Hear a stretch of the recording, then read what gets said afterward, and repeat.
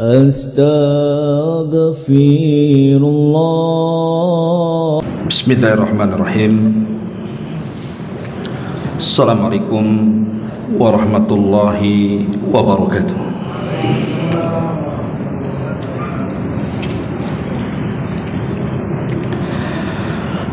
Alhamdulillah. Alhamdulillahilladzi asra bi'abdihi laylan minal masjidil haram ilal masjidil aqsa. Asyhadu an la ilaha illallah wahdahu rabbi la syarika lah wa asyhadu anna muhammadan abduhu wa rasuluhu alladzi la nabiyya ba'dah. Amma ba'du, ma'asyiral muslimin rahimakumullah. Alhamdulillah, di malam hari ini kembali kita bisa duduk untuk bertalabul ilmi di Masjid Muhajirin. Salat dan juga salam kita hadiahkan kepada Rasul kita Nabi besar Muhammad sallallahu alaihi wa ala alihi wasallam. Karena kita masih berada di bulan Rajab, maka kita diingatkan dengan peristiwa besar yang sejarah menyebutnya dengan peristiwa Isra dan juga Mi'raj. Walaupun peristiwa Isra dan Mi'raj ini memang susah ditentukan kapan bulannya dan kapan tahunnya, karena sebagian para ulama mengatakan bahwa peristiwa ini terjadi di hari Senin tanggal 12 Rabiul Awal. Ada juga yang mengatakan bahwa peristiwa ini terjadi di bulan Dzulqa'dah. Tapi ada juga yang mengatakan peristiwa ini terjadi di bulan Rajab. Ada yang mengatakan 1 tahun sebelum hijrah. Ada yang mengatakan 2 tahun sampai 5 tahun sebelum hijrah. Artinya untuk menentukan peristiwa ini akan sulit karena banyak perselisihan ulama tentang kapan terjadinya. Tapi umumnya masyarakat, mereka mengenal peristiwa ini apabila datang bulan Rajab. Ma'asyiral muslimin yang dimuliakan Allah Subhanahu wa taala, saya tidak hendak menceritakan secara detail perjalanan Isra Mi'raj, mungkin secara singkat saja, karena sering juga saya jelaskan di sini. Tetapi yang paling penting dari peristiwa ini adalah pelajarannya, hikmah dan ibarahnya. Apa yang kita bisa petik dari pelajaran Isra Mi'raj ini? Karena kisah ini bukan didengar kemudian merasa lezat ketika mendengarkannya, tetapi kisah itu harus diambil setiap kalimat per kalimatnya tentang apa yang bisa kita ambil pelajaran dari peristiwa besar ini. Ma'asyiral muslimin rahimakumullah. Kita tahu bahwa peristiwa Isra Mi'raj ini terjadi setelah Amul Hazni, tahun kesedihan yang dialami Nabi SAW saat meninggalnya 2 manusia sebagai penopang dakwahnya. Pertama Abu Talib, yang merupakan pamannya, walaupun di atas kekafirannya, tetapi jasanya tidak bisa dianggap rendah terhadap Islam. Kemudian yang kedua Khadijah, istri tercintanya, yang beriman sebelum manusia beriman, yang mensedekahkan seluruh hartanya sebelum manusia ada yang bersedekah, bahkan yang membenarkan apapun yang dikatakan Rasul ketika manusia mendustakan. Bahkan dari rahimnya lah keluar putra putri beliau alaihi salatu wassalam. Bagaimana tidak sedih? Bahkan Rasul SAW merasakan kesedihan ini sampai 1 tahun. Makanya tahunnya disebut Amul Hazni, tahun kesedihan. ketika wafatnya dua manusia mulia ini, gerak dakwah Nabi SAW mulai tersempitkan di kota Mekah. Bahkan ada ancaman-ancaman yang mengarah kepada pembunuhan. Maka Nabi SAW berinisiatif untuk mencari areal baru. Mudah-mudahan Allah membukakan tempat itu untuk dakwah Islam. Berangkatlah Rasul ke Taif. 10 hari dia di Taif, keliling dari kabilah ke kabilah, tapi tidak ada satupun kabilah di Taif yang menerima dakwah Rasul. Yang ada justru dibalas dengan kekerasan, dilempari Rasul dengan batu sampai lari 2 mil, kemudian sembunyi di kebun kurma antara Mekah dan Madinah, antara Mekah dan Taif. Disitulah Nabi SAW kemudian diganti oleh Allah Subhanahu wa taala. Ketika penduduk Taif tidak mau beriman, datang 7 jin dari Nasibah Yaman, mendengarkan Rasul yang sedang membaca Quran dalam salat fajar. Kemudian mereka beriman. Qul uhiya ilayya annahu nafarum minal jinni faqalu inna sami'na qur'anan ajaba yahdi ila rusdi fa amanna bi. Maka jin-jin ini beriman kepada Nabi SAW. Maka 7 jin inilah sahabat dari kalangan jin pertama dalam Islam, yang karenanya ribuan jin masuk Islam. Kemudian Nabi SAW serba salah, mau masuk ke Mekah tidak bisa, kembali ke Taif juga terancam nyawanya. Akhirnya Nabi SAW meminta jaminan. Dapatlah orang baik, orang Mekah yang menjamin kehidupan Rasul, tetapi dengan syarat Rasul dilarang berdakwah terang-terangan. Maka dakwah Rasul kembali kepada sirriyah, dakwah sembunyi-sembunyi. Maka semakin sesaklah dada Nabi SAW, dan Allah tahu. Makanya Allah Subhanahu wa taala berfirman, qad na'lamu annaka yadiku sadruka bima yaqulun. Kami tahu wahai Muhammad, dadamu sesak, kata Allah, terhadap apa yang mereka lakukan kepadamu. Tetapi Allah Subhanahu wa taala ingin mempersiapkan Rasul, baik raga dan jiwanya, karena tantangan dakwah ke depan semakin besar. Maka Nabi SAW dihadiahi peristiwa besar yang akan menjadi oleh-oleh dia di dalam berdakwah ke depannya. Itulah peristiwa Isra dan juga Mi'raj. Bagaimana kisahnya? Ketika Nabi SAW berada di Hatim dalam riwayat, berada di Hijr Ismail dalam riwayat, berada di rumah Ummu Hani, datang Jibril membawa buruk, dan buruk adalah kendaraan para nabi. Dia tidak lebih besar dibandingkan kuda dan tidak lebih kecil daripada keledai. Jadi dia lebih besar daripada keledai, tapi lebih kecil daripada kuda, dan memiliki perawakan panjang. Sekali langkah sejauh mata memandang. Jibril datang menemui Nabi SAW, kemudian mengajak untuk melakukan perjalanan di malam hari itu. Tapi sebelum itu, maka Jibril melakukan pembelahan dada kepada Rasul kedua kalinya. Karena sebagian ulama berselisih pendapat berapa kali Rasul dibelah dadanya kemudian dibersihkan jantungnya itu. Ada yang mengatakan 3 kali. Pertama, ketika Rasul masih usia 5 atau 6 tahun di rumah Halimah Sa'diyah. Yang kedua, dalam peristiwa Gua Hira ketika turun surah Iqra. Kemudian yang ketiga, dalam peristiwa Isra Mi'raj. Tapi ulama sejarah hanya merajihkan, wallahu alam, bahwa peristiwa itu hanya terjadi 2 kali saja.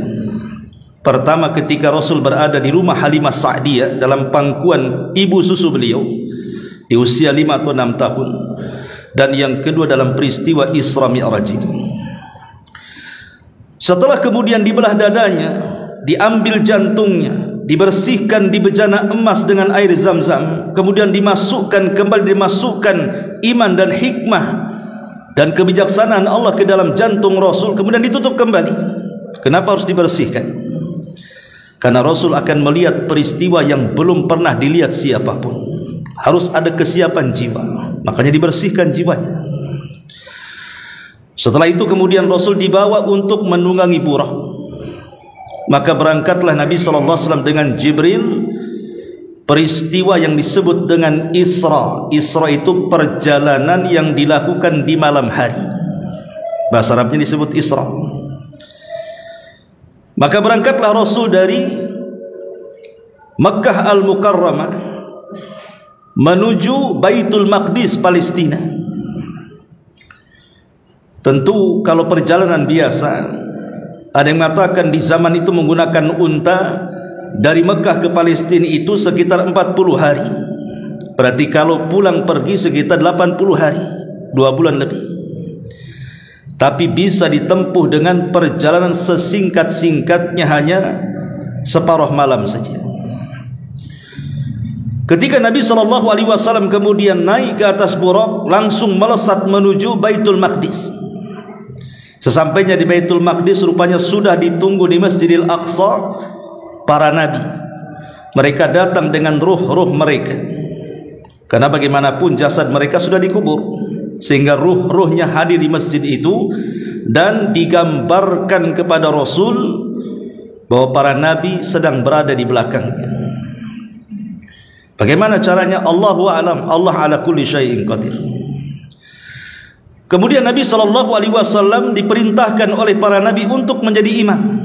Seolah-olah para nabi ini memberikan estafet dakwah, bahwa engkaulah nabi terakhir yang akan meneruskan dakwah kami. Dari situlah Nabi SAW disebut Sayyidul Anbiya'i wal Mursalin, pemimpinnya para nabi dan rasul, karena memegang estafet terakhir dakwah semua para nabi. Kemudian Rasul pun mengimami mereka. Setelah Nabi SAW mengimami para nabi, maka kemudian Nabi SAW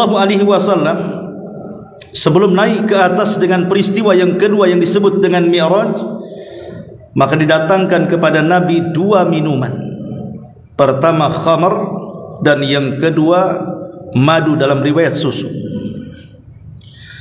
Kemudian Nabi SAW memilih air madu atau air susu tadi dan menghindari khamar, padahal khamar ketika itu belum diharamkan, masih boleh diminum. Tapi Nabi SAW tetap mengambil selain khamar, sehingga Jibril mengatakan, asabtal fitrah, engkau telah memenuhi fitrahmu, wa hudiyat ummatuka, dan umatmu akan mendapatkan hidayah karena pilihan. Coba bayangkan kalau ketika itu Rasul minum khamar dan meninggalkan susu, mungkin kita mabuk tiap hari. Tapi Nabi SAW tidak mengambil khamar, karena tahu khamar itu merusak akal manusia.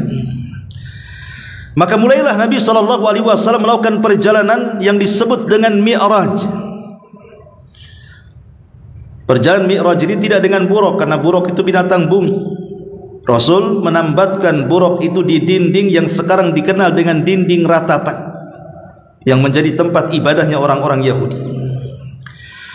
Kemudian Nabi SAW dinaikkan dengan cara apa? Wallahu a'lam. Yang jelas bahwa Nabi SAW naik bersama Jibril menuju langit.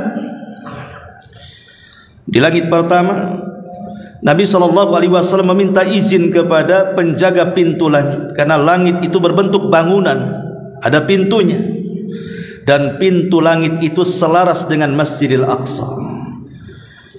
Makanya Nabi SAW naik ke langit harus dari Masjidil Aqsa. Bisa saja kalau seandainya Allah mau dari Masjidil Haram, kan begitu, langsung ke langit. Tapi kenapa mesti ke Masjidil Aqsa? Karena pintunya lurus dengan masjid itu. Makanya kemudian Rasul naik dari situ, kemudian sampai ke langit pertama. Maka Jibril pun meminta izin kepada penjaga pintu langit itu. Kata penjaga pintu langit pertama, man, siapa kamu? Kata Jibril, saya Jibril. Waman ma'aka, siapa yang bersamamu? Kata Jibril, Muhammad. Awaqad uhiya ilai, apakah sudah diperintahkan dia boleh naik?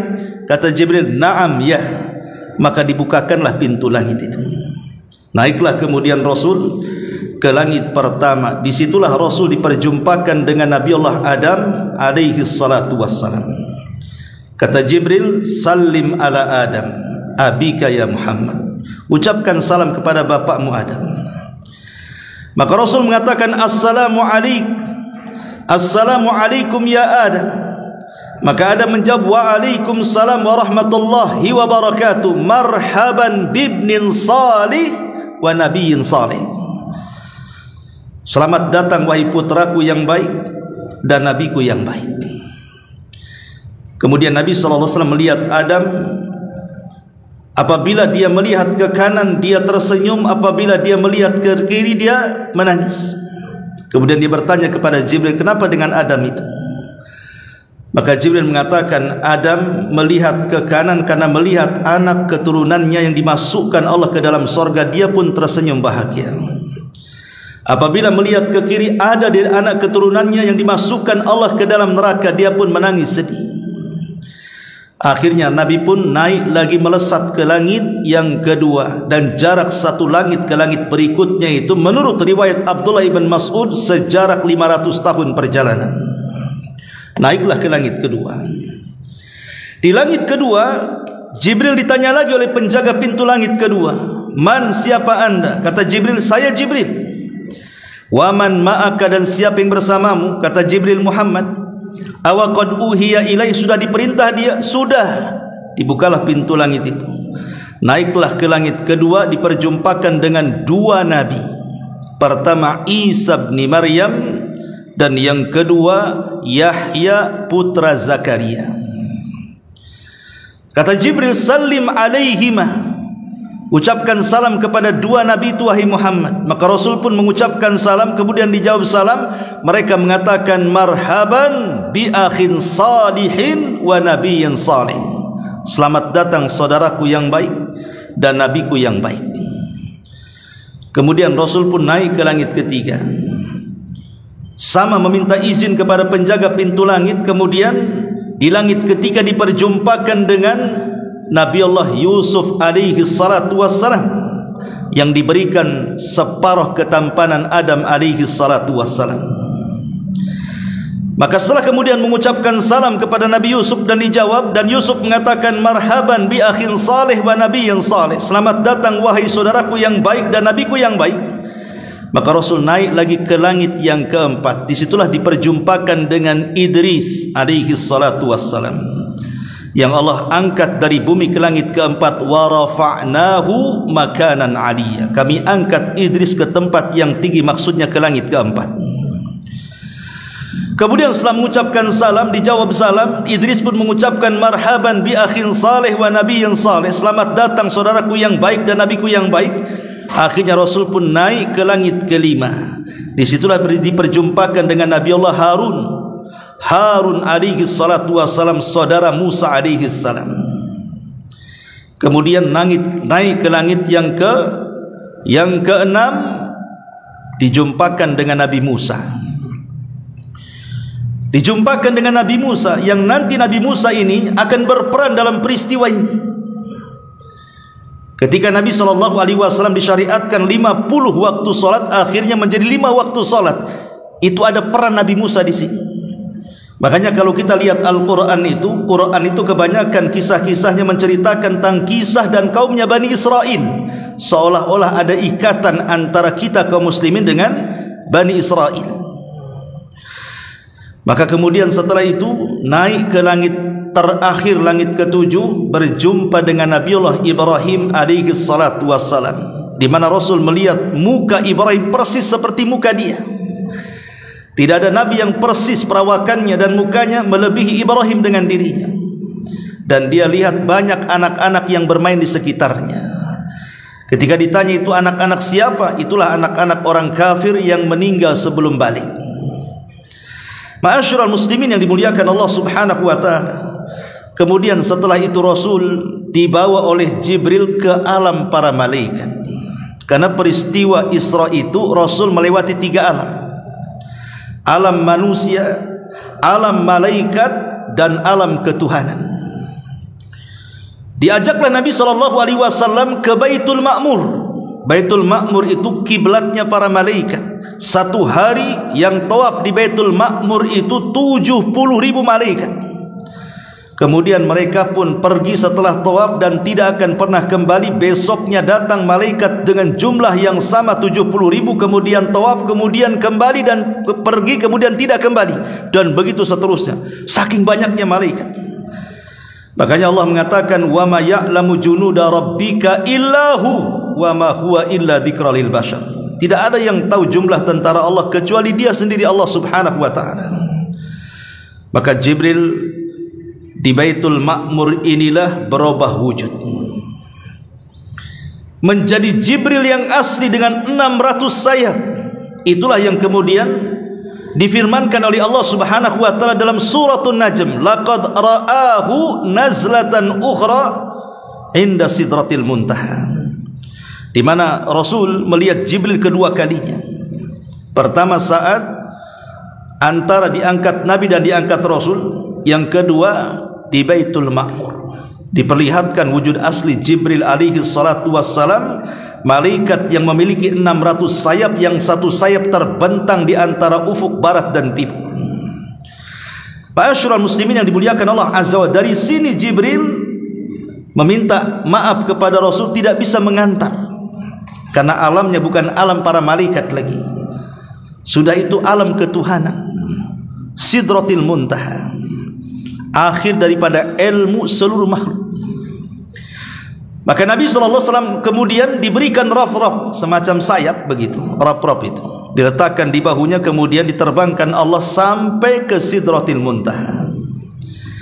Kemudian berjumpa dengan Allah di balik tabir, dan tabirnya Allah adalah cahaya.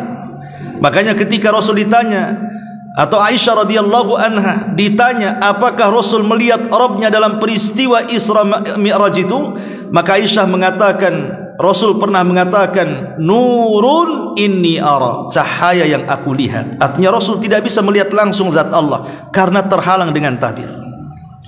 Disitulah terjadi dialog antara Nabi SAW langsung dengan Rabbul Alamin tanpa perantara Jibril. Makanya dari 25 Nabi dan Rasul yang disebut dengan Kalimur Rahman, Nabi yang pernah bicara dengan Allah tanpa perantara Jibril itu 3. Pertama Adam ketika di sorga, yang kedua Nabi Musa ketika di Bukit Tur Sina, dan Rasul kita Muhammad SAW dalam peristiwa Mi'raj di Sidratil Muntaha. Walaupun Kalimur Rahman itu lebih banyak disematkan kepada Nabi Musa, ya, karena Musa adalah Nabi yang paling banyak bicara secara langsung tanpa perantara dengan Allah Subhanahu wa ta'ala. Makanya gelar Nabi Musa itu Kalimur Rahman, orang atau Nabi yang senantiasa berdialog dengan Allah tanpa perantara. Lah dalam dialog inilah Allah Subhanahu wa ta'ala menurunkan perintah ibadah seagung-agung ibadah bagi manusia, ahammiyatus salat, ibadah salat. Ibadah salat itu awalnya 50 waktu. Coba bayangkan kalau seandainya kita salat 50 waktu, kapan kita kerjanya? Mungkin kita bisa masuk angin asik wudu saja. Tetapi Islam ini agama yang mudah, dan Allah yang kita anggap Tuhan kita adalah Rabbur Rahmah, pemilik rahmat kasih sayang kepada hamba-hambanya. Dan Nabi juga yang diutus kepada kita Nabiur Rahmah, Nabi yang penuh dengan rahmat kepada umatnya. Wa ma arsalnaka illa rahmatan lil alamin, tidaklah kami utus engkau Muhammad kecuali menjadi rahmat kasih sayang bagi seluruh makhluk. Bukan hanya orang yang beriman saja, seluruh manusia, manusia dan jinnya. Maka kemudian turunlah Rasul ketika di langit ke-6 berjumpa dengan Nabi Musa. Kata Musa, apa yang Allah perintahkan kepadamu wahai Muhammad? Kata Rasulullah, Allah memerintahkan kepadaku 50 waktu salat. Kata Nabi Musa, jangan kau lakukan. Laqad jarrabtu bani Israil fala yastati'un. Aku sudah coba kepada Bani Israel ibadah seperti itu, mereka tidak sanggup. Sementara mereka umat yang kuat secara fisik, umatmu lemah, tidak akan sanggup. Sebaiknya minta keringanan kepada Allah. Naik lagi kau ke atas. Akhirnya Nabi SAW naik lagi ke atas, kemudian minta keringanan kepada Allah. Allah beri keringanan, 5 waktu salat diringankan jadi 45 waktu. dikurangi 5 waktu jadi 45 waktu. Kemudian turun lagi berjumpa dengan Nabi Musa. Kata Nabi Musa, minta keringanan lagi, 45 waktu itu berat kepada umatku, aku sudah coba kepada Bani Israel. Maka Rasul naik lagi, dikurangi lagi 5 waktu jadi 40. Kata Musa, tidak akan kuat, naik lagi, dikurangi 5 jadi 35. Naik lagi minta keringanan sampai akhirnya dari 35 menjadi 30, dari 30 menjadi 25, dari 25 menjadi 20, 15, 10 sampai kepada 5. Nabi Musa kekeh mengatakan, naiklah engkau Muhammad, umatmu tidak akan sanggup walaupun 5 waktu. Coba kalau ketika itu Rasul naik, habislah itu salat. Tapi Rasul mengatakan, fastahyaitu rabbi, aku malu kepada Rabbku, tidak mau lagi, cukuplah 5 waktu, karena ini sama dengan 50 waktu, karena setiap kebaikan itu umumnya dilipat gandakan 10 kali lipat. Jadi 1 waktu sama dengan 10 waktu, 5 waktu sama dengan 50 waktu. Turunlah Nabi SAW ke Masjidil Aqsa, kemudian menunggangi Buraq kembali, kemudian kembali ke Mekah dalam waktu sesingkat-singkatnya, hanya separuh malam. Rasul mampu melakukan perjalanan sedemikian rupa yang akal manusia menolaknya. Peristiwa Isra Mi'raj ini kalau mau diakal-akali, akal tidak sanggup untuk memikirkannya. Bukan tidak masuk akal, akal kita terlalu kecil untuk berpikir soal Isra Mi'raj itu. Kebiasaan pun akan menolaknya, karena perjalanan dari Mekah ke Masjidil Aqsa saja ditempuh 1 bulan lebih. Kebiasaan orang yang berjalan di waktu itu masa bisa ditempuh sementara belum ada kendaraan pesawat di zaman itu, apalagi sampai cerita dari Masjidil Aqsa ke Sidratil Muntaha, lebih mustahil lagi. Makanya peristiwa ini tidak bisa diakali, tidak bisa dinilai dengan kebiasaan. Peristiwa ini hanya bisa diimani. Kalau kita tidak punya iman, maka pasti kita ini akan mengingkari peristiwa ini. Ini yang terjadi. Ketika selesai peristiwa ini, Nabi SAW termenung, bingung apa yang harus dilakukan, macam mana cara berceritanya. Karena Rasul tahu pasti mereka akan mengingkari masalahnya. Ketika Rasul sedang bingung duduk-duduk, Abu Jahal pula lewat di situ. Kata Abu Jahal, ada apa wahai Muhammad, nampaknya kau bingung. Mulailah Rasul bercerita kepada Abu Jahal peristiwa semalam yang dialaminya. Abu Jahal punya siasat, dia tidak mengolok-olok cerita itu, karena dia punya makar. Ini kesempatan ini untuk merendahkan Muhammad. Jadi Abu Jahal mengatakan, hei Muhammad, bagaimana kalau peristiwa semalam yang kau alami, jangan kau ceritakan sama aku aja, ceritakan sama yang lainnya juga. Aku yang memfasilitasinya, aku yang akan kumpulkan manusia. Maka Rasulullah SAW setuju. Padahal niat Abu Jahal itu bukan niat yang baik, menawarkan kebaikan itu, justru memang hendak mengolok-olok Nabi SAW. Maka dikumpulkan manusia. Kemudian Abu Jahal mengatakan, manusia sudah kumpul Muhammad, sekarang ceritakan kisahmu semalam persis seperti yang kau ceritakan kepada aku. Mulailah Nabi SAW bercerita perjalanan yang dilakukan di malam hari itu. Ketika selesai bercerita, semua manusia tertawa. Bagaimana mungkin dalam setengah malam bisa dilakukan perjalanan sesuatu yang mustahil? Makanya mereka tertawa mengejek Nabi SAW. Bahkan ada sebagian orang yang sudah masuk Islam, mereka murtad karena melihat kok makin kesini makin kesono bahasanya. Ya. Ma'asyiral muslimin yang dimuliakan Allah Subhanahu wa ta'ala, dari sinilah ada kesempatan orang-orang Quraisy untuk memisahkan persahabatan Rasul dengan Abu Bakar. Karena ketika pertemuan itu Abu Bakar tidak hadir, maka diutuslah sebagian para pembesar mereka untuk datang kepada Abu Bakar menceritakan apa yang diceritakan kegilaan Muhammad itu soal peristiwa itu. Kemudian datanglah ke Abu Bakar, setelah berjumpa dengan Abu Bakar mulai bercerita, wahai Abu Bakar, tahu enggak kisah temanmu si Muhammad itu? Kenapa mereka membidik Abu Bakar? Karena di zaman itu, di awal-awal Islam, Abu Bakarlah yang menopang dengan harta jiwa dan keluarganya tentang keberlangsungan dakwah Nabi. Kalau Abu Bakar bisa tidak percaya, kemudian dia keluar dari Islam, maka dakwah Rasul sempit ketika itu. Mulailah dia bercerita kepada Abu Bakar. Subhanallah, selesai bercerita, apa yang dikehendaki orang-orang Quraisy berbeda dengan jawaban Abu Bakar. Abu Bakar Siddiq radhiyallahu anhu mengatakan, kalau seandainya saudaraku Muhammad itu menceritakan sesuatu yang lebih mustahil daripada peristiwa Isra Mi'raj, maka aku tetap akan membenarkannya. Bagaimana tidak aku benarkan? Setiap hari nabiku mendapatkan wahyu dari langit, aku benarkan. Apalagi peristiwa yang seperti ini. Setiap hari dia dapat wahyu dari Allah Subhanahu wa taala dari langit. Kalau seandainya pemilik wahyu mengangkat nabinya ke langit, maka aku lebih percaya lagi. Dari situ Abu Bakar Siddiq radhiyallahu an digelari As-Siddiq, karena tidak pernah menggunakan akal cerdasnya dalam rangka menghadapi wahyu Allah Subhanahu wa taala. Sami'na wa ata'na, langsung mendengar dan taat.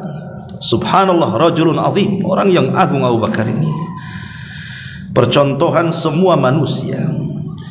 Wajarlah kalau seandainya Rasul mengatakan tentang Abu Bakar, lau wuzida imanu Abi Bakrin wa wuzida ummati kulliha la rajahat bihinna imanu Abi Bakrin.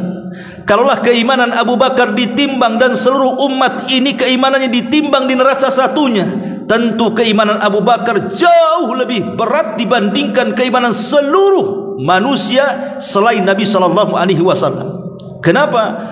Karena Abu Bakar orang yang paling membenarkan Nabi sallallahu alaihi wasallam. Makanya ketika masuk Islam pun tidak ada ragu-ragu. Ketika semua sahabat diajak masuk Islam, jawabannya nanti dulu, dipikir dulu apakah betul dia Nabi, dan begitu seterusnya. Abu Bakar tidak ada keraguan dan mengatakan asyhadu an la ilaha illallah wa anna Muhammadar Rasulullah. Itulah Abu Bakar As-Siddiq radhiyallahu anhu. Ma'asyiral muslimin yang dimuliakan Allah Subhanahu wa taala, baik ini peristiwa global. Banyak yang saya luputkan dari peristiwa ini karena kita akan petik pelajarannya. Ya. Pelajaran pertama dari kisah ini, kita diajarkan dalam kisah peristiwa Isra Mi'raj ini agar kita beriman dengan perkara yang gaib. Karena di zaman sekarang ada sebagian orang yang terlalu cerdas mungkin ya, atau terlalu menyimpang, wallahu a'lam. Mulai ada orang yang meragukan peristiwa Isra Mi'raj karena tidak sesuai dengan akal. Mulai melemahkan riwayat-riwayat tentang peristiwa Isra Mi'raj karena tidak sesuai dengan pikiran. Ma'asyiral muslimin, saya tadi sudah katakan, kalau dipikirkan secara akal atau dipikirkan secara kebiasaan, memang akal dan kebiasaan menolak peristiwa ini. Macam mana bisa? Akal menolak. Makanya peristiwa ini harus diimani. Ini bagian daripada al-iman bil ghaibi, iman dengan yang gaib.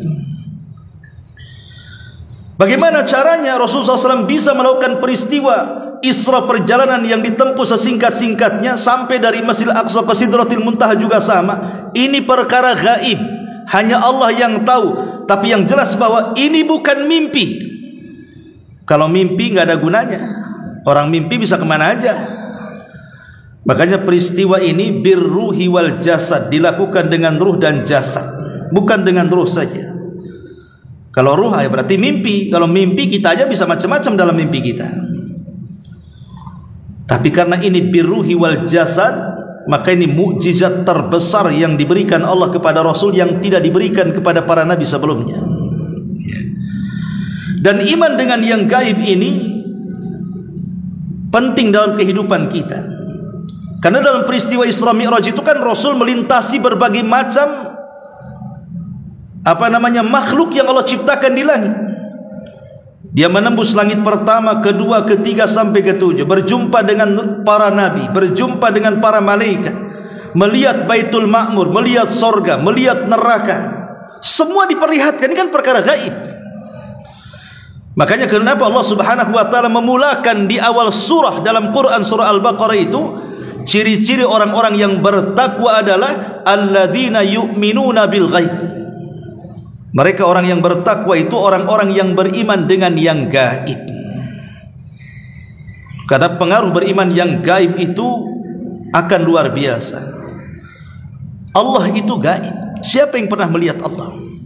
Tidak ada yang pernah melihat Allah. Bahkan tidak akan sanggup melihat Allah selama kita masih hidup di dunia. Sekelas Nabi Musa saja meminta kepada Allah Subhanahu wa taala dan mengatakan, perlihatkan dirimu ya Rabb. Maka Allah mengatakan, lantarani, kau tidak bisa melihat wahai Musa. Tapi kalau engkau penasaran juga, ungdur ilal jabal, lihat gunung Batu Tur itu. Kalau seandainya aku menampakkan diri kepada gunung itu dan gunung itu tetap berdiri kokoh di tempatnya, fasaufa tarani, engkau akan melihat aku. Apa yang terjadi kata Allah dalam Quran?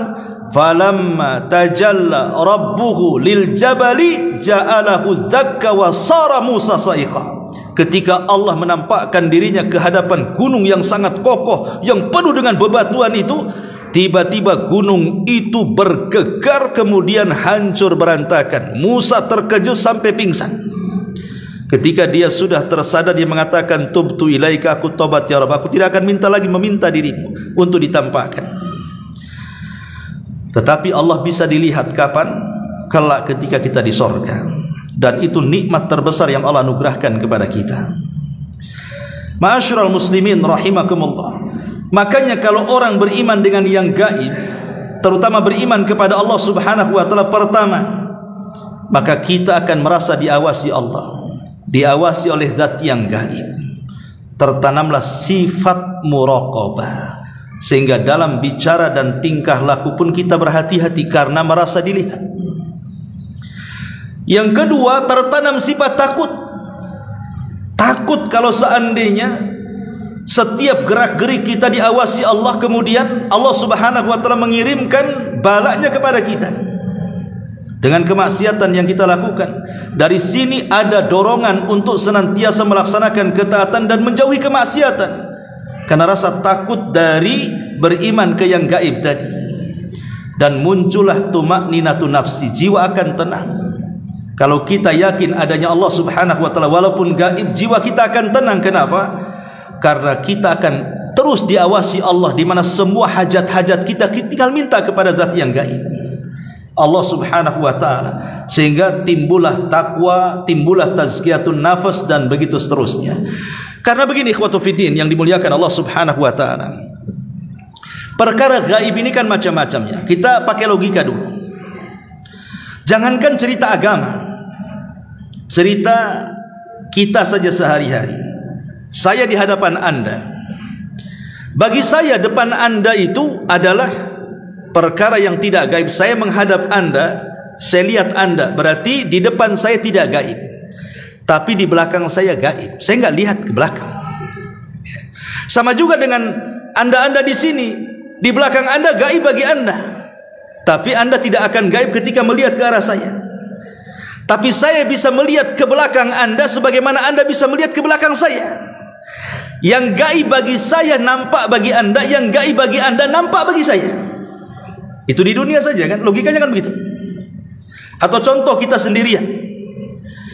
Ketika kita sendirian, ada 6 arah bagi kita. Depan 1, belakang 2, kiri 1, kanan 2, udah 6. Atas, bawah.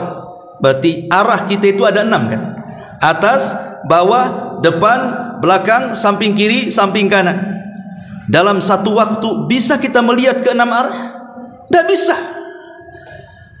Kalau kita mengarah ke kiri, kanan gaib bagi kita. Kita mengarah ke atas, bawah gaib bagi kita. Kita mengarah ke depan, belakang gaib bagi kita. Itu di dunia.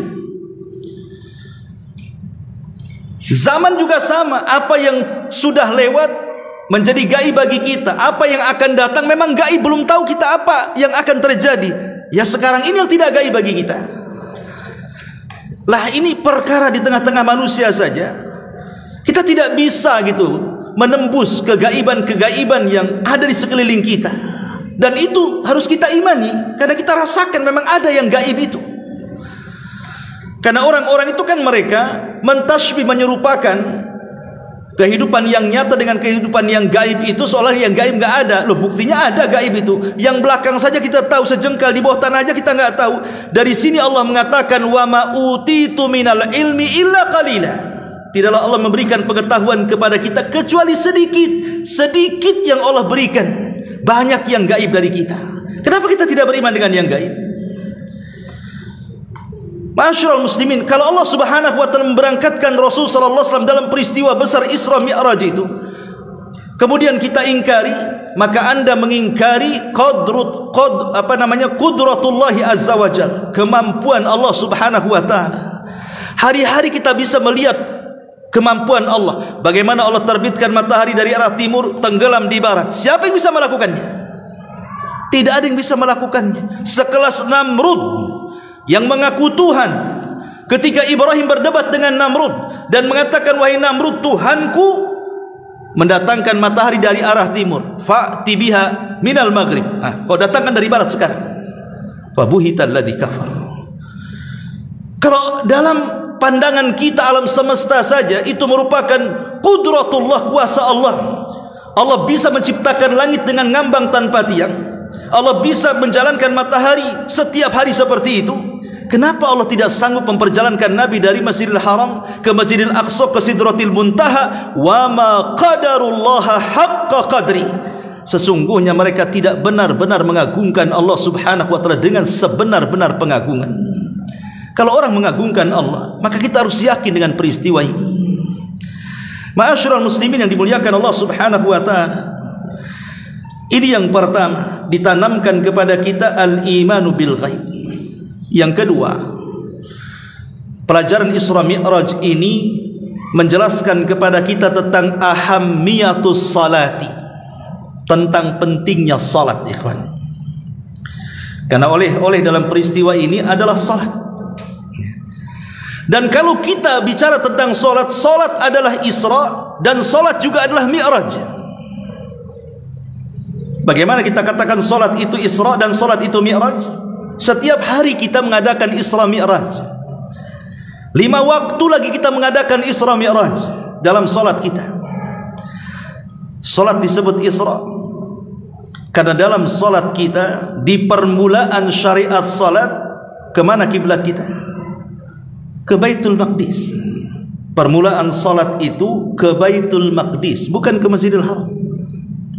6 bulan Rasul menghadap Baitul Maqdis.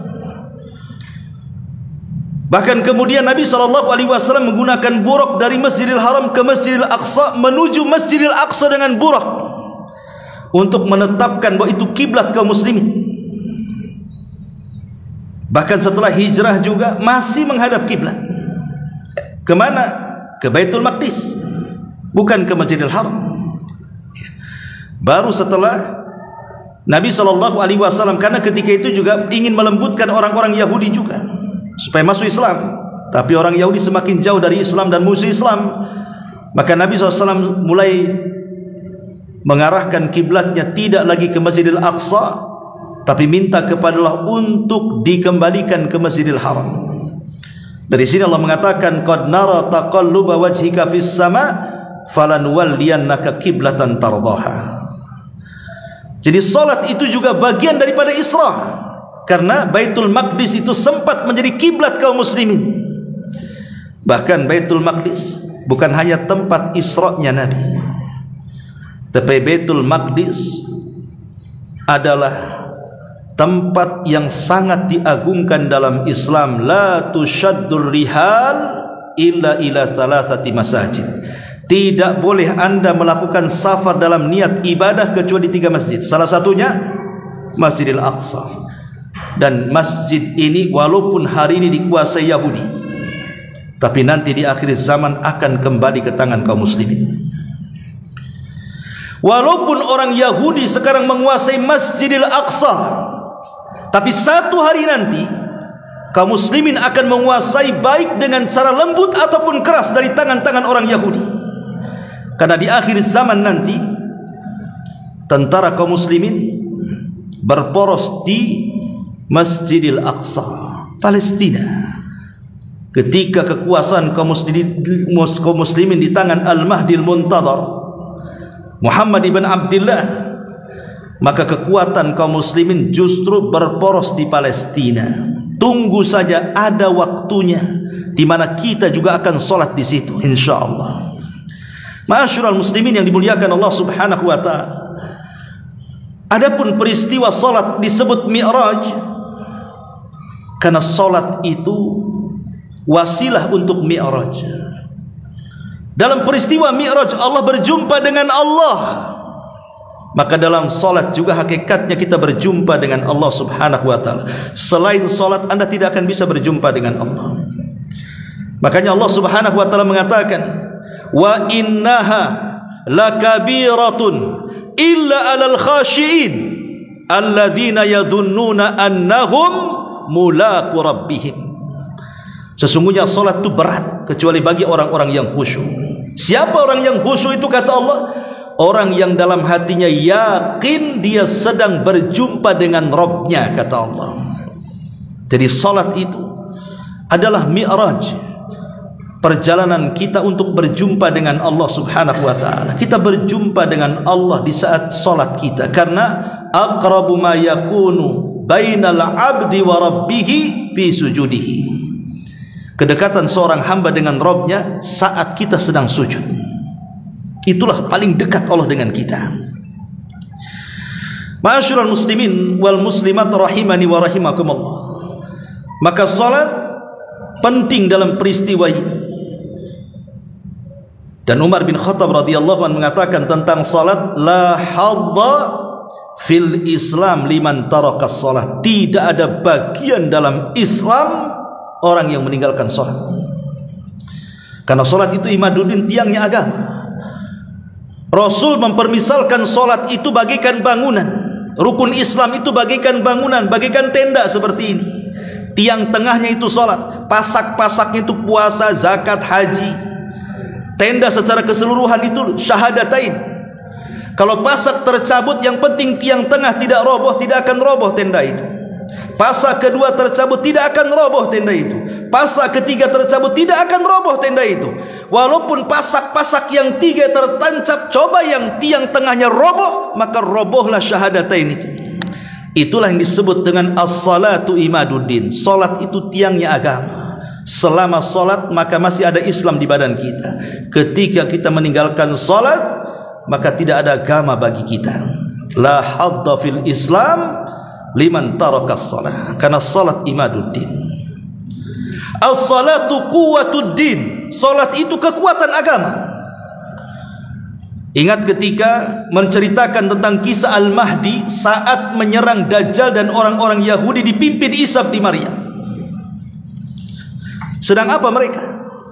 Sedang sembunyi di Bukit Tur. Karena mereka dikepung oleh orang-orang Yahudi yang dipimpin Dajjal. Mereka sudah kebingungan karena tentara mereka sedikit. Mereka kelaparan, sampai kepala kerbau lebih baik dibandingkan emas dan dinar, emas dan perak. Maka ketika itulah tiba-tiba langit digelapkan, kemudian muncul cahaya dari langit. Rupanya turun Isa bin Maryam diapit dengan dua malaikat. Turun ke tengah-tengah mereka. Dan ketika itu sedang adzan subuh.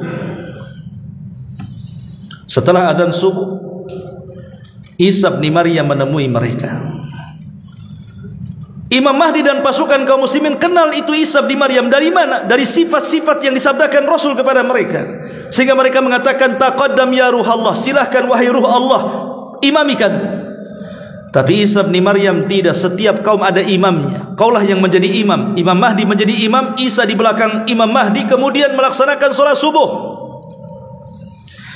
Selesai melaksanakan subuh, Isa bin Maryam membariskan pasukan, kemudian mengusap wajah-wajah semua pasukan, kemudian menjelaskan tentang tingkatan-tingkatan mereka di sorga. Beruntunglah, bahagialah orang-orang yang diusap Isa bin Maryam kala itu.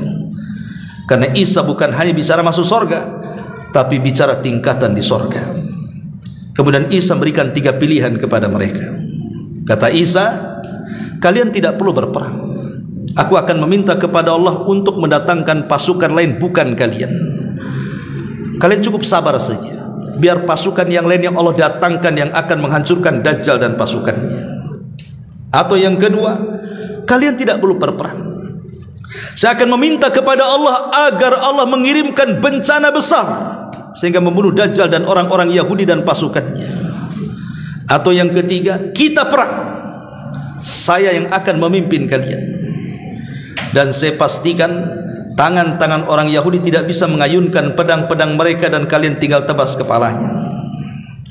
Kemudian mereka mengatakan, kami memilih yang ketiga wahai Ruh Allah. Maka mereka pun turun dari bukit itu. Kemudian Isa mengejar Dajjal. Ketika Dajjal lari dikejar ke sana kemari, akhirnya sampai di Babil Lud, kota terindah di Israel. Disitulah Isa bin Maryam membunuh Dajjal, membawa kepalanya yang tertancap di tombak.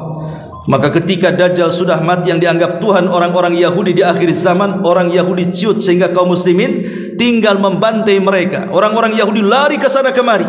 Akhirnya sebagian mereka sembunyi di balik batu. Rupanya batu bisa bicara dan mengatakan, ya muslim, hei muslim, di sini Yahudi sedang bersembunyi.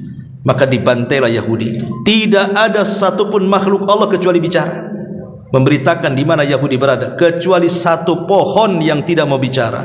Itu disebut gharqad namanya, pohon gharqad.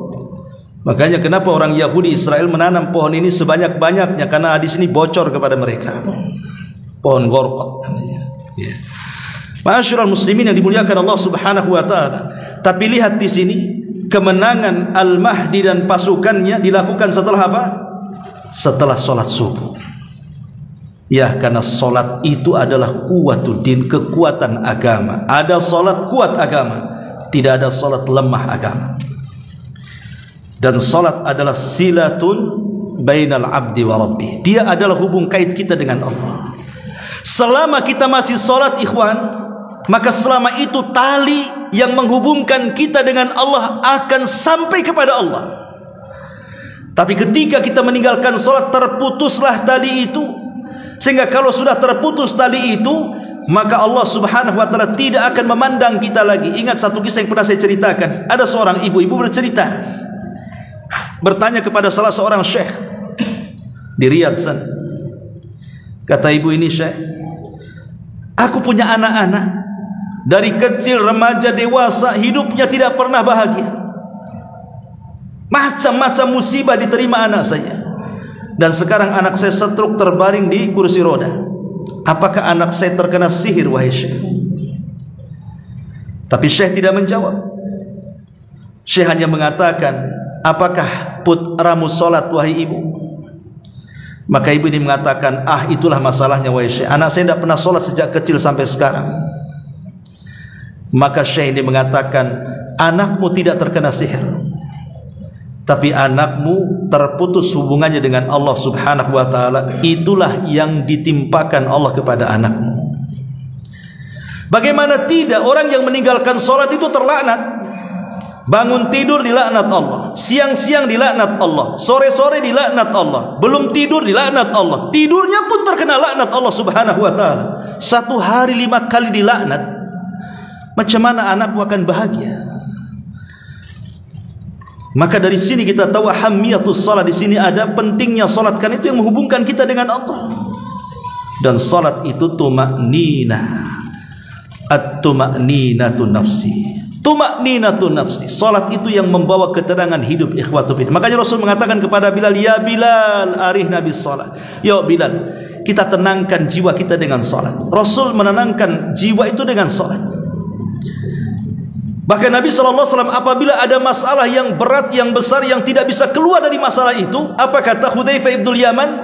Kana an-nabiyyu sallallahu alaihi wasallam idza hazabahu amrun fazi'a ila shalah. Rasul itu kalau ada kesulitan yang tidak bisa keluar dari situ, maka Rasul langsung salat. Langsung menghubungkan diri dengan Allah, karena tahu kesulitan datang dari Allah dan hanya Allah yang bisa menguraikannya. Maka Rasul langsung sholat. Itu yang dilakukan Ibrahim saat istrinya diambil oleh Raja Dhalim Mesir. Karena cantiknya istrinya, diambil sama Raja Mesir. Ibrahim tidak bisa apa-apa. Ibrahim hanya bisa sholat, meminta kepada diselamatkan istrinya. Ketika istrinya dihadapkan ke raja karena cantik, hampir saja dijamahnya, tiba-tiba Sarah berdoa kepada Allah, tiba-tiba tangan raja setruk, tidak bisa apa-apa. Kata raja ini, tolonglah doakan kepada Rabbmu wahai Sarah agar tanganku sembuh. Akhirnya didoakan sembuh, tapi masih penasaran, ingin menjamah lagi, didoakan lagi, setruk lagi, sampai 3 kali. Ketakutan raja ini, akhirnya mengatakan kepada prajuritnya, kalian kusuruh membawa manusia, kau suruh pula bawa setan kemari, katanya. Akhirnya diusirlah Sarah, pergi, jangan ganggu aku, sebagai hadiahnya ambillah budakku nih, namanya Hajar. Kasih hadiah Hajar, pulang Sarah selamat. Kenapa? Kata para ulama, karena rahasia salatnya Ibrahim alaihi salatu wassalam. Salatlah yang menolong Sarah sehingga diselamatkan dari raja itu. Maka peristiwa Isra Mi'raj ini adalah peristiwa yang menjelaskan kepada kita tentang ahammiyatus salat, pentingnya salat. Yang ketiga, peristiwa ini adalah al-ikhtibar lil iman. Peristiwa ini sebagai ikhtibar, ujian tentang keimanan. Karena di zaman itu juga, di zaman Rasul, banyak yang iman para sahabat itu hilang gara-gara peristiwa ini. Hanya sebagian sahabat kecil yang mempercayainya. Sebagian besar mereka ragu-ragu, kemudian sebagiannya lagi murtad, naudzubillah. Ini sebagai ikhtibar. Ahasiban nas an yutraku an yaqulu wa hum la yuftanu. Apakah manusia mengira setelah mengatakan saya beriman mereka tidak diuji? Mereka diuji. Diuji keimanannya. Apakah membenarkan peristiwa ini ataukah mendustakannya? Makanya penting seseorang itu memandang sahabat-sahabat yang sabat ala din, bagaimana mereka istiqomah di atas agamanya. Seperti Abu Bakar pertama kali membenarkan peristiwa ini. Setelah melihat para sahabat Abu Bakar membenarkan, disusul Umar, disusul Utsman, disusul Ali, disusul al-asyaratul mubashshiruna bil jannah. Ma'asyiral muslimin yang dimuliakan Allah Azza wa Jalla. Oleh karena itulah maka peristiwa ini jadikan momen kepada kita untuk semakin mantap lagi bahwa memang peristiwa itu berlaku dan terjadi, dan Allah Maha Kuasa untuk melakukannya. Logika mengatakan, kalau seandainya ada seekor semut, saya mau terbang ke Jakarta nih, akhirnya saya bawa tas, ada seekor semut masuk ke tas saya, ke bawah, terbanglah ke pesawat Lion Air itu sampai di Jakarta. Nggak keluar juga semut itu dari tas. Kemudian sampai saya pulang lagi ke Batam, semut ini turun, kemudian ceramah di hadapan teman-teman semut, aku habis dari Jakarta loh. Kira-kira percaya tak teman-teman semut? Gila kau ini, katanya. Kau dari mana? Masa dari Jakarta? Saya aja tak punya, Jakarta pula. Kan logika seperti itu kan. Kalau ini bisa mungkin kan? Nggak mungkin. Mungkin kita bawa semut ke Jakarta balik lagi, mungkin. Tapi kalau seandainya sama semut bercerita, pasti dibilang mustahil. Sama juga gitu ke peristiwa ini seperti itu. Tapi kan bisa dilogikakan. Makanya ini sebuah ikhtibar dari Allah Subhanahu wa taala tentang keimanan. Bahwa iman kita ini senantiasa diuji. Jangan salah, bukan hanya dengan peristiwa Isra Mi'raj saja, dengan peristiwa-peristiwa yang lain iman kita ini akan diuji. Diuji dengan musibah, entah dari segi kesehatannya, entah dari segi ekonominya, entah dari segi keluarganya, entah dari ucapan manusia yang menyakitkannya, dan begitu seterusnya. Pasti manusia itu diuji. Maka perlu memupuk keimanan. Yang keempat, ketika Nabi SAW berdakwah ke Taif, tapi orang-orang Taif menolaknya, maka Allah ganti dengan Aqsa. Makanya Taif tidak ada keutamaan. Kalau sekiranya Rasul ke Taif, kemudian orang Taif menerima, tentu peristiwa ini tidak akan terjadi. Karena terjadinya peristiwa ini karena Rasul merasa sesak dadanya ke sana kemari sampai ke Taif. Itulah pelajaran yang pernah diceritakan Rasul kepada Aisyah. Aku tidak pernah mengalami ujian terberat kecuali dengan orang Taif, katanya. Karena dia melempari mulai dari anak kecil, perempuan, orang tua, semua sepakat mengusir Nabi. Karena mereka enggan untuk memeluk Islam. Maka Allah gantikan tempat termulia menjadi Aqsa.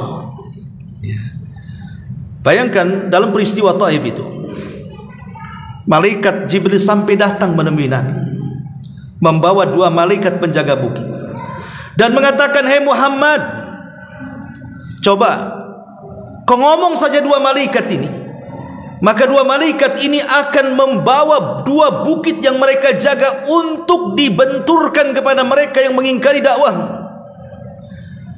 Kalau mungkin kita di posisi Nabi, mungkin ialah lemparkan aja lah, kurang ajar itu kan. Tetapi Nabi itu diutus dalam rangka menebar rahmat. Dia hanya mengatakan, "Jangan wahai Jibril." Kemudian dia berdoa kepada Allah, "Allahumma hdi biqaumin fa innahum la ya'lamun." Ya Allah, berikan hidayah saja kepada mereka. Mereka kaum yang tidak tahu kalau aku nabinya. Kemudian Rasul mengatakan, "Ya Allah, akhrij minhum," keluarkan dari mereka, wa min aslabihim, dan dari keturunan mereka, man yu'minu billahi azza wa jal, orang yang beriman kepada Allah. Mungkin generasi mereka sekarang ini mereka mengingkari aku, mudah-mudahan anak-anak mereka beriman kepada aku, kata Nabi. Dan bukan mustahil, Abu Jahal, Fir'aunnya umat ini, punya anak namanya Ikrimah bin Abi Jahal, menjadi pahlawan Islam. Al-Walid ibn Mughirah, tokoh besar dengan kekayaannya, memusuhi Nabi. Lahir dari rahimnya Al-Khalid ibn Walid, pedangnya Allah. Umayyah ibn Safwan yang menyiksa Bilal sampai diikat di batu, sampai Bilal tidak tahannya, tapi dia istiqomah dengan kalimat Ahadul Ahad. Lahir dari rahimnya Safwan ibn Umayyah, pejuang Islam. Artinya Nabi SAW memandang ke depan, bukan memandang hari ini. Itulah dakwah Nabi SAW. Ya. Ma'asyiral muslimin yang dimuliakan Allah Subhanahu wa taala, dan yang terakhir tentunya karena waktu juga, peristiwa ini menjadi tasfiyah dan tarbiyah bagi kita. Tasfiyah itu artinya membersihkan jiwa, tarbiyah itu artinya mentarbiyah jiwa. Setelah dibersihkan kemudian ditarbiyah. Karena tadi saya katakan di awal bahwa peristiwa ini menjadikan ikhtibarul iman, ujian bagi iman. Iman kita diuji di sini, dibersihkan. Allah hendak membersihkan dengan peristiwa ini. Baru setelah itu adanya tarbiyah di sini, bahwa apapun yang dikatakan Nabi SAW masuk di akal atau tidak, diketahui hikmahnya atau tidak, maka kita selaku umatnya wajib mentarbiyah diri dengan mengatakan sami'na wa ata'na. Kita dengar, kita taat, selesai. Karena ada perkara-perkara yang tidak bisa dijangkau akal, ada perkara-perkara yang tidak bisa dicari hikmahnya. Tapi yang jelas bahwa apapun yang disabdakan Nabi SAW, kalau itu perintah pasti ada kebaikannya, kalau itu larangan pasti ada madaratnya. Karena yang dikatakan Rasul adalah wahyu yang diwahyukan kepadanya, wa ma yantiqu anil hawa in huwa illa wahyun yuha. Wallahu a'lam bishawab. Ini yang bisa saya sampaikan, mudah-mudahan bermanfaat. Subhanallah bihamdika, asyhadu an la ilaha illa anta, astaghfiruka wa atubu ilaik. Allahu ta'ala alam. Assalamualaikum warahmatullahi wabarakatuh.